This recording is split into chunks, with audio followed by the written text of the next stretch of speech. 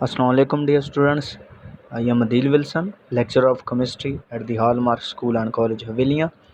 आज जो हमारा क्लास 9th का फर्स्ट चैप्टर था उसके हमने एमसीक्यूज़ कर लिए थे। आज हम उसकी एक्सरसाइज करते हैं शॉर्ट क्वेश्चंस। तो उसमें हमारे पास जो पहला क्वेश्चन है वो है how many elements are present in each of the following. कहता है ये जो नीचे दिए हुए हैं इनमें से इनके अंदर जो है कितने कितने एलिमेंट हर एक में मौजूद हैं। तो ए पे हमारे पास HF है एंड HCl है, फिर कोबाल्ट है, कार्बन मोनोऑक्साइड है, और उसके बाद जो है वो सिलिकॉन है एंड सिलिकॉन ऑक्साइड है, फिर पोलोनियम क्लोराइड है और फिर POCl3 है। ठीक है, तो इनमें हमने ये देखना है इस क्वेश्चन में कि इनके अंदर कितने कितने एलिमेंट मौजूद हैं। तो देखते हैं पहले कि ए में कितने। तो ए में कितने हमारे पास हैं। ए में 2 एलिमेंट्स हैं। ठीक है, दोनों में H यानी H और F दोनों अलग अलग एलिमेंट है। इसके अलावा जो हाइड्रोजन है और क्लोरीन है, ठीक है, हाइड्रोजन भी एलिमेंट है, क्लोरीन भी एलिमेंट है। तो दोनों के अंदर क्या है, 2-2 एलिमेंट है। ठीक है, तो 2-2 एलिमेंट्स ईच हैं। उसके बाद कोबाल्ट, उसके बाद बी को देखते हैं। तो बी जो है उसमें जो पहला है हमारे पास उसमें एक सिंगल ही एलिमेंट है जो कोबाल्ट है। ठीक है, एंड कार्बन मोनोऑक्साइड जो है इसके अंदर क्या है, 2 एलिमेंट है। उसके बाद सी जो है उसके अंदर क्या है, सी सिलिकॉन, पहला जो है वो सिलिकॉन है। सिलिकॉन में सिर्फ सिलिकॉन जो है वो एक ही एलिमेंट है, और सिलिकॉन ऑक्साइड जो है, ठीक है, इसके अंदर 2 एलिमेंट है, सिलिकॉन और फिर ऑक्सीजन। उसके बाद डी है। डी में हमारे पास क्या है जी, उस डी में हमारे पास क्या है, 3 इसके अब इसके अंदर भी हमारे पास क्या है जी, 3 एलिमेंट है। ठीक है, सॉरी ये पोलोनियम नहीं था, ये ऑक्सीजन ही है। ठीक है, अच्छा अब ये हमारे पास क्या है, फास्फोरस। ठीक है, अब फास्फोरस एक एलिमेंट है, उसके बाद ऑक्सीजन है और क्लोरीन है। ठीक है, एटम 2 हैं क्लोरीन के लेकिन एलिमेंट एक ही है। ठीक है, तो 3 एलिमेंट इसमें है। ठीक है, और POCl2 में और उसके POCl3 इसके अंदर भी क्या है, 3 एलिमेंट है। ठीक है, फास्फोरस, ऑक्सीजन एंड क्लोरीन। ठीक है, तो ये हमने पहले क्वेश्चन में हमने यही मालूम करना था कि कितने एलिमेंट हैं इनके अंदर, हर एक के अंदर। उसके बाद है क्वेश्चन नंबर 2 है, Cm is the chemical symbol of curium. Curium का जो केमिकल सिंबल है वो क्या है जी, Cm। कहता है कि named after the famous scientist. अब इसको क्या नेम कब दिया गया, एक मशहूर साइंसदान जो मैडम क्यूरी हैं। ठीक है, तो why was not the symbol C, लेकिन इसके लिए क्यों सिंबल सी या Cu या Cr ये यूज़ क्यों नहीं किए गए, ये इस्तेमाल क्यों नहीं किए गए Cm की निस्बत। तो कहता है इसका क्या जवाब है। तो पहली बात ये है कि ये जो कॉपर है, ठीक है, या ये जो क्यूप्रियम जो Cr है ये कॉपर के लिए यूज़ होता है। ठीक है, जो Cr है वो क्रोमियम के लिए, यानी ये जो पहले ही क्या थे, कार्बन जो है वो सी जो है वो कार्बन के लिए, इसी तरह जो Cu है वो कॉपर के लिए यूज़ होता था, क्यूप्रम जैसे कहते हैं। फिर उसके बाद जो Cr है वो क्रोमियम के लिए यूज़ होता था। ठीक है, तो ये जो एलिमेंट थे वो क्या जी पहले डिस्कवर हो चुके थे और इनको ये नाम असाइन कर दिए जा चुके थे। ठीक है, ऑलरेडी।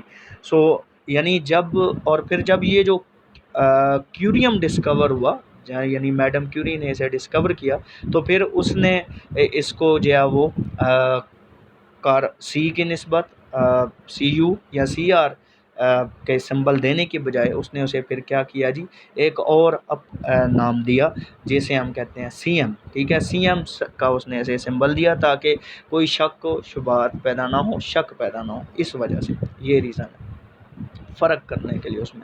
तो ये हमारा सेकंड क्वेश्चन है। उसके बाद है थर्ड क्वेश्चन क्या है जी, what is the atomic number of an element, ठीक है, एटम का जो एटॉमिक नंबर होता है वो क्या होता है, how does it different from the mass number. अब ये हमने जो है वो क्वेश्चन ऐसा है कि जो हमने टॉपिक में पढ़ा हुआ है, तो आप वहाँ पे देख सकते हैं, मैंने वहाँ पे डिस्क्राइब किया हुआ है। तो ये हमारे पास 3 क्वेश्चन क्या हो गए, क्लियर हो गए हैं, ठीक है। उसके बाद हम देखते हैं क्वेश्चन नंबर 4। अब क्वेश्चन नंबर 4 क्या है, students often mix up the following elements, give the name for each element. कहता है कि ये जो मिक्स हुए हुए हैं एलिमेंट यहाँ पे, ठीक है, कहता है कि आपने हर एक को क्या देना है, और नाम देना है, ठीक है। तो नाम एम जी जो है वो क्या है, इन्होंने सिंबल दिया है, नाम देना है, आपने नाम लिखना है। एम जी किसके लिए, मैग्नीशियम के लिए है। फिर एम एन किसके लिए है जी, मैग्नीज़ के लिए है। इसी तरह जो के है वो कैलियम यानी पोटाशियम है। फास्फोरस जो है पी जो है फास्फोरस के लिए। सोडियम नेटोरियम यानी सोडियम के लिए। सल्फ़र एस जो है वो सल्फ़र के लिए। सी यू जो है वो क्यूप्रियम यानी कॉपर के लिए। और सी ओ, ठीक है, छोटा जो स्मॉल कहते हैं वो है, ठीक है, वो कोबाल्ट के लिए, ठीक है। तो ये कोबाल्ट है, ये इनके नाम हमने लिखने हैं। तो ये हमारे 6 क्वेश्चन हो गए हैं, ठीक है, 6 क्वेश्चन हो गए हैं। उसके बाद क्वेश्चन नंबर 4 क्वेश्चन हो गए हैं। अब हम देखते हैं question number 5। Classify the following molecule as monatomic. कहता है ये जो नीचे मालिक्यूल दिए ना, इनको आपने monoatomic, diatomic, triatomic and polyatomic molecule में क्या करना है, क्लासीफाई करना है, ठीक है। तो यानी इनके अंदर ये इनको हमने इस तरह क्लासीफाई करना है कि मोनोटॉमिक को अलग लिखना है, डायटॉमिक को अलग लिखना है, ट्राइटॉमिक पॉलीटॉमिक को हमने क्या करना है, अलग अलग करके लिखना है, ठीक है। तो जो इसी के साथ जो इसका बी पार्ट है, classify the following as cation, anion, molecular ion, free radical and molecule. अब ये जो नीचे दिए हुए हैं इनको हमने क्या करना है, ये केटाइन है, एनाइन है, मॉलिक्यूलाइन है, फ्री रेडिकल है, या क्या कहते हैं उसे, मॉलिक्यूल है, ठीक है। तो इनको भी हमने क्या करना है, अलग अलग करके लिखना है। तो पहले हम देखते हैं A, monoatomic molecule. Monoatomic molecule आज़मी है जिनके अंदर सिर्फ एक एटम है, ठीक है। तो इनमें हमारे पास क्या है, आर्गन और फिर हीलियम है। उसके बाद डायटॉमिक मॉलिक्यूल हमारे पास हैं जिनके अंदर 2 एटम होते हैं, फिर नाइट्रोजन है और फिर HCl है, ठीक है। एक हाइड्रोजन का एटम है, एक है क्लोरीन का एटम। ट्राइटॉमिक जिनमें 3 हों, हाइड्रोजन के 2 हैं, ऑक्सीजन का 1 है, कार्बन डाइऑक्साइड का 1, ऑक्सीजन के 2 एटम है। पॉलीटॉमिक मॉलिक्यूल में जिनमें बहुत ज़्यादा एटम हो, ठीक है, तो वो हमने यानी जब क्या हो 3 से ज़्यादा एटम हो तो उन्हें हम कहेंगे पॉली एटॉमिक मॉलिक्यूल। तो ये हमने लिख लिए हैं। उसके बाद बी पार्ट क्या था, केटाइन जिन पर पॉजिटिव चार्ज होगा, ठीक है। तो पॉजिटिव चार्ज वाले मैग्नीशियम है, ठीक है, सोडियम है। फिर एनाइन जो है, ठीक है, एनाइन पे नेगेटिव चार्ज जिन पर होंगे वो हमने लिख लिए हैं। उसके बाद मॉलिक्यूलर आयन। मॉलिक्यूलर आयन का मतलब है कि जो केटाइनिक मॉलिक्यूलर आयन हो या एनाइनिक मॉलिक्यूलर आयन हो वो हमने यहाँ पे लिखना है, ठीक है। तो वो हमने यहाँ पे लिख दिए हैं। उसके बाद क्या है जी, फ्री रेडिकल जिन पर क्या हो, डॉट हो, ठीक है। मॉलिक्यूल जो यानी सिंपल जो मॉलिक्यूल है वो हमने सेपरेट, यानी इस क्वेश्चन में हमने अलग अलग करके लिखना था, सेपरेट करके लिखना था। तो ये हमारे पास क्या हो गए जी, 6 क्वेश्चन हमने कर लिए हैं। अब हम 5 क्वेश्चन हमने कर लिए। अब हम देखते हैं क्वेश्चन नंबर 6 क्या है। Calculate the number of moles of butane. कहता है कि number of mole of butane जो है वो आप कैलकुलेट करें इन 151 ग्राम्स ऑफ ब्यूटेन। यानी ब्यूटेन के हमारे पास कितने ग्राम हो, अगर 151 ग्राम्स हों तो हमने क्या कैलकुलेट करना है, number of moles of butane calculate करने हैं। तो एटॉमिक मैसेज उसने कार्बन का क्या है जी 12 है, हाइड्रोजन का क्या है जी 1 एटॉमिक मैस यूनिट है, ठीक है। तो मैस ऑफ ब्यूटेन कितना है, 151 ग्राम है, ठीक है। नंबर ऑफ मोल्स हमने क्या करना है, कैलकुलेट करना है, एन हमने कैलकुलेट करना है। तो हमें फार्मूला पता है कि number of moles is equal to mass of respective compound या respective substance divided by molar mass. अगर हमें मोलर मैस पता हो ठीक है, और मैस पता हो तो हम क्या कैलकुलेट कर सकते हैं, नंबर ऑफ मोल कैलकुलेट कर सकते हैं। हम मोलर मैस कैसे फाइंड करते हैं, कैलकुलेट कैसे करते हैं, ठीक है। तो ये यहाँ पे मोलर मैस कैलकुलेट किया गया। अब कार्बन जो है ब्यूटेन है, कार्बन के यहाँ पे क्या जी 4 एटम्स हैं, ठीक है। हाइड्रोजन का के हैं 10 एटम्स। कार्बन के एक एटम का एटॉमिक मास 12 होता है। 12 को हम मल्टीप्लाई करेंगे 4 से, प्लस हाइड्रोजन के एक एटम का एटॉमिक मास कहता है 1, मल्टीप्लाई यहाँ पे कितने हैं जी 10 एटम्स हैं, मल्टीप्लाई कर लेंगे तो ये हमारे पास 58 ग्राम पर मोल हमारे पास इसका मोलर मैस है। तो अब हमने number of moles of butane हमने n क्या करने हैं, कैलकुलेट करने। तो फार्मूला जो हमारे पास number of moles equal to mass by molar is equal to mass by molar mass. तो इनकी वैल्यू पुट करेंगे तो हम नंबर ऑफ मोल इस तरह क्या कर सकते हैं, कैलकुलेट कर सकते हैं। उसके बाद है question number 7, what is the mass of 5 moles of ice. कहता है कि अगर हमारे पास आइस के 5 मोल्स हों, ठीक है, तो फिर क्या कहते हैं मैस कितना होगा। अब हमने क्या कैलकुलेट करना है जी, मैस, ठीक है। तो एटॉमिक मैस ऑफ हाइड्रोजन हमें पता है 1 एटॉमिक मास यूनिट है, ऑक्सीजन का 16 एटॉमिक मास यूनिट होता है एक एटम का, ठीक है। और number of moles of ice कितने हैं, 5 मोल्स हैं, ठीक है। यानी वाटर के या आइस के नंबर ऑफ मोल्स कितने हैं, 5 हैं। मोलर मैस जब हम कैलकुलेट करते हैं तो यहाँ पे हाइड्रोजन के कितने एटम है, 2 हैं, एक एटम का एटॉमिक मास 1 होता है, 2 मल्टीप्लाई बाई 1 प्लस 1, यहाँ पे ऑक्सीजन का एक ही एटम मल्टीप्लाई बाई 16, तो क्या हो जाएगा 18 ग्राम पर मोल, ये इसका मोलर मैस है। तो हमारे पास मैस ऑफ आइस, ठीक है, मैस ऑफ आइस हमने क्या करना है, कैलकुलेट करना है, ठीक है। तो मोल उसने दिए हुए हैं, ठीक है। मोलर मैस हमने कैलकुलेट कर लिया, खुद कैलकुलेट कर लिया है, ठीक है। अब ये जो हमारे पास फार्मूला होता है number of moles equal to mass by molar mass, हमने क्या करना है, कैलकुलेट मैस करना है। तो यहाँ पे मोलर मैस क्या हो रहा है, डिवाइड हो रहा है, ठीक है, मैस से। तो मैस को इधर ही रहने देंगे, इसी साइड पर रहने देंगे, जबकि जो मोलर मैस है वो इधर डिवाइड हो रहा है, उधर जाके क्या हो जाएगा, नंबर ऑफ मोल से मल्टीप्लाई हो जाएगा, ठीक है। तो फार्मूला फिर रीअरेंज होकर कुछ यूँ बन जाएगा, ठीक है। तो हम कहते हैं जी फिर mass of ice is equal to, इनकी वैल्यू हम पुट करेंगे, number of moles of ice multiply by molecular में मोलर मैस ऑफ आइस, ठीक है। तो इनकी वैल्यू पुट करेंगे तो हमारे पास क्या है 90 ग्राम आते हैं। कितने ग्राम आते हैं, 90 ग्राम्स।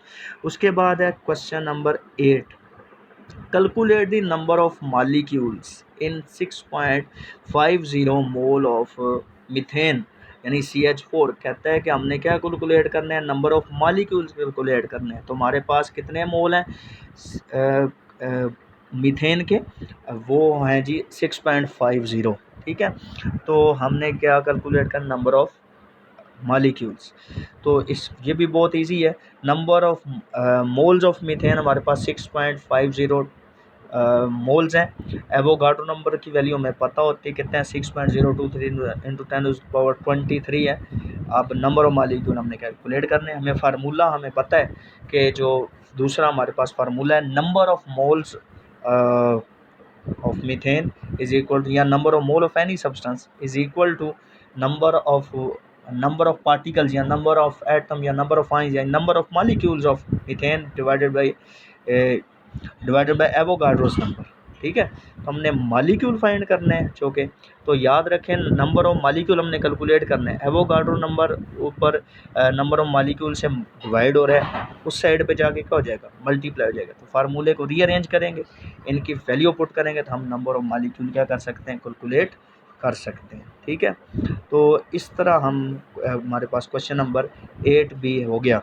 अब हम देखते हैं क्वेश्चन नंबर 10, क्वेश्चन नंबर 9। तो यहाँ पे क्या है जी, क्वेश्चन नंबर 9 में calculate the average atomic mass of lithium, ठीक है, फ्रॉम द फॉलोइंग। कहता है कि जो एवरेज एटॉमिक मास है लिथियम का वो हमने क्या करना है, कैलकुलेट करना है। ये जो डेटा जो है वो नीचे जो दिया हुआ है ना, इसको देखते हुए हमने कैलकुलेट करना है।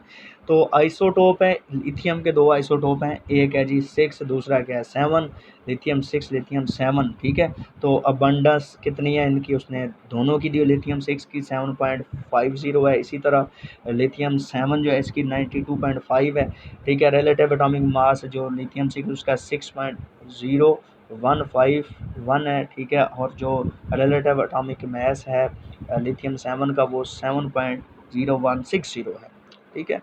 तो हमें फार्मूला पता है, ठीक है। हमने एवरेज एटॉमिक मास जब हमने इसका टॉपिक पढ़ा था तो वहाँ पे हमने सीखा था।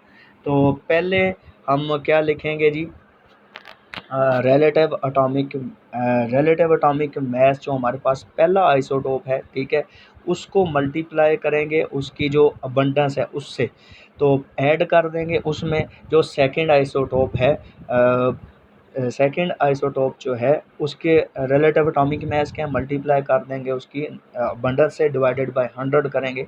तो इनकी वैल्यू हम पुट करेंगे तो हम क्या कर सकते हैं, एवरेज एटॉमिक मास क्या कर देंगे इसका कैलकुलेट कर सकते हैं। उसके बाद है शॉर्ट क्वेश्चन, आखिरी लास्ट क्वेश्चन है short question, question number 10, calculate the mass of 6.68 into 10⁻23 molecule of phosphorus trichloride. कहता है कि फास्फोरस ट्राइक्लोराइड है हमारे पास, तो यहाँ पे हमने मास कैलकुलेट करना है। क्या कैलकुलेट करना है, मास। तो मालिक्यूल उसने दिए हुए हैं, ठीक है। तो यहाँ पे जब उसने मालिक्यूल दिए हुए हैं तो इसका मतलब है कि पहले हमें क्या कहते हैं उसे कैलकुलेट करना पड़ेगा।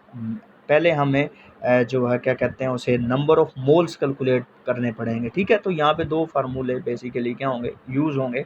तो एक हम पहले हम देख नंबर ऑफ मोल कैलकुलेट करेंगे। नंबर ऑफ मालिक्यूल्स कितने हैं जी, 6.68 इंटू 10⁻23 है। Molar mass of phosphorus trichloride है, ठीक है, ये हम कैलकुलेट कर सकते हैं, ठीक है। एक एटम हमारे पास अगर हो इसका फास्फोरस का, तो इसका 31 होता है, यहाँ पे एक ही एटम मल्टीप्लाई कर देंगे 31 एटॉमिक मास से, प्लस क्लोरीन के एक एटम एटॉमिक मास होता है 35.5, मल्टीप्लाई कर लेंगे, यहाँ पे थ्री एटम्स हैं इसके, तो इनको प्लस कर लेंगे तो हम इसका मोलर मास कैलकुलेट कर सकते हैं। अब पहले हम नंबर ऑफ मोल्स कैलकुलेट करेंगे। तो नंबर ऑफ मोल्स किससे कैलकुलेट करेंगे, नंबर ऑफ मॉलिक्यूल्स उसने दिए हुए हैं, ठीक है। तो हमें पता है number of moles is equal to number of molecules divided by Avogadro number. तो इनकी वैल्यू पुट करेंगे हम नंबर ऑफ मोल्स का। अब हम हमारे पास नंबर ऑफ मोल्स आ गए तो हम मास कैलकुलेट कर सकते हैं। तो जब हम मास कैलकुलेट करेंगे तो उसके बाद फार्मूला हमारे पास मौजूद है, number of moles equal to mass by molar mass, ठीक है। तो मास और मोलर मास आपस में डिवाइड हो रहे हैं, तो मोलर मास जो है, ठीक है, मास तो हमने कैलकुलेट करना है, तो मास जो है मोलर मास है वो इधर मास से मल्टीप्लाई हो रहा है, दूसरी साइड पे जाके मोलर मास जो हो जाएगा वो नंबर ऑफ मोल से मल्टीप्लाई हो जाएगा। फिर उनकी हम फार्मूले को रीअरेंज करने के बाद हम वैल्यू डालेंगे, और जब हम दोनों की वैल्यू पुट करते हैं तो हम इसके मास इन ग्राम्स फास्फोरस ट्राइक्लोराइड का हम कैलकुलेट कर सकते हैं।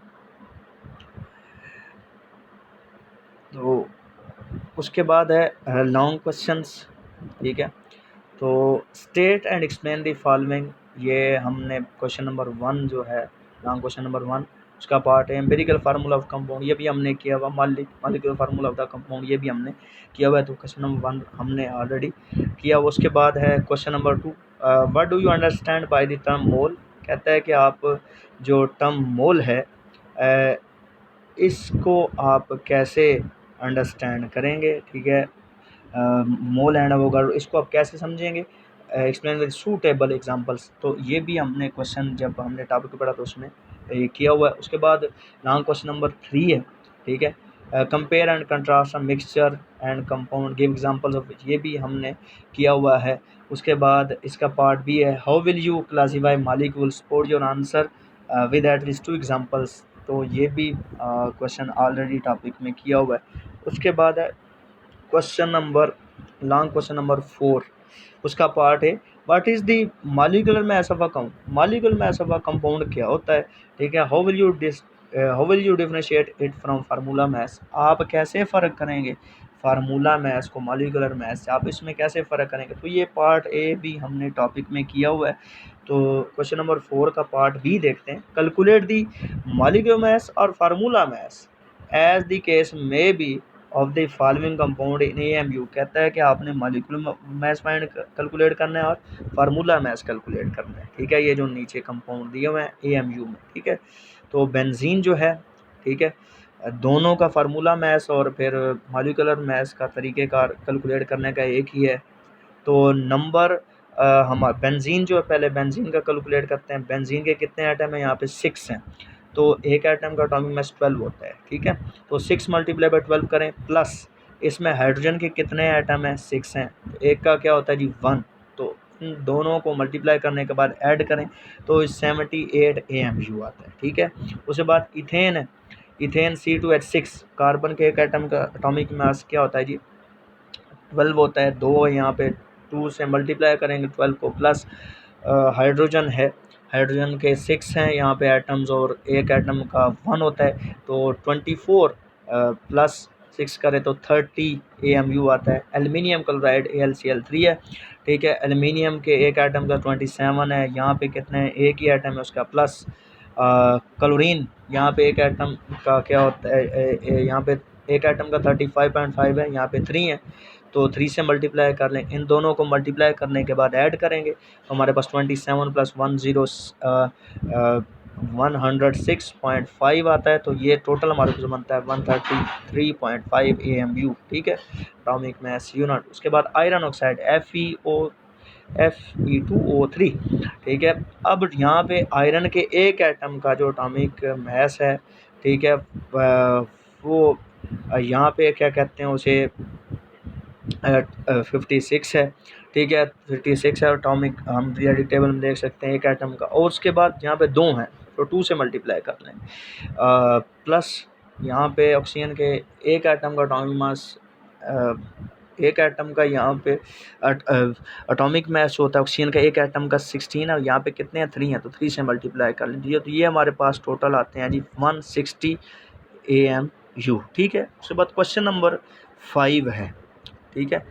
तो लॉन्ग क्वेश्चन नंबर 5 देखते हैं हम, ठीक है। तो find out the number of proton, क्या कल हमने कर फाइंड आउट करने हैं प्रोटॉन्स की तादाद, इलेक्ट्रॉन्स एंड न्यूट्रॉन्स की तादाद इन फॉलोइंग एलिमेंट, कहता है ये जो नीचे एलिमेंट दिए हुए इनके अंदर, ठीक है। तो इनके अंदर हम कैलकुलेट करते हैं अभी, ठीक है। हमारे पास सोडियम है, ठीक है, एटॉमिक मास इसका 23 है, एटॉमिक नंबर 11 है, ठीक है। अब यहाँ पे नंबर ऑफ प्रोटॉन कितने हैं, 11, नंबर ऑफ इलेक्ट्रॉन कितने हैं, 11, ठीक है। तो अब क्या कहते हैं उसे, जो हमारे पास नंबर ऑफ न्यूट्रॉन है वो कैसे हम कैलकुलेट करते हैं कि जो एटॉमिक मास होता है उससे हम नंबर ऑफ हमारे पास इलेक्ट्रॉन जो होते हैं उनको माइनस करते हैं, या प्रोटॉन जो उनको हम माइनस करते हैं, तो हमारे पास क्या आ जाते हैं, नंबर ऑफ न्यूट्रॉन आ जाते हैं, ठीक है। तो इस तरह इन सब के क्या करने हैं, कैलकुलेट करने हैं, ठीक है, खुद प्रैक्टिस करनी है। उसके बाद है बी पार्ट है, कंप्लीट द फॉलोइंग टेबल, कहता है ये जो दिया हुआ नीचे इनको आप इनका जो टेबल दिया हुआ ये आपने क्या करना है, कंप्लीट करना है। तो पोटाशियम का एटॉमिक नंबर 19 है, जैसे नंबर ऑफ प्रोटॉन कितने हैं, 19 है, नंबर ऑफ इलेक्ट्रॉन कितने हैं, ये भी 19 है, ठीक है। तो ये भी हम क्या करना है, कैलकुलेट करना है, इसको फिल अप करना है सारे को। तो थैंक यू।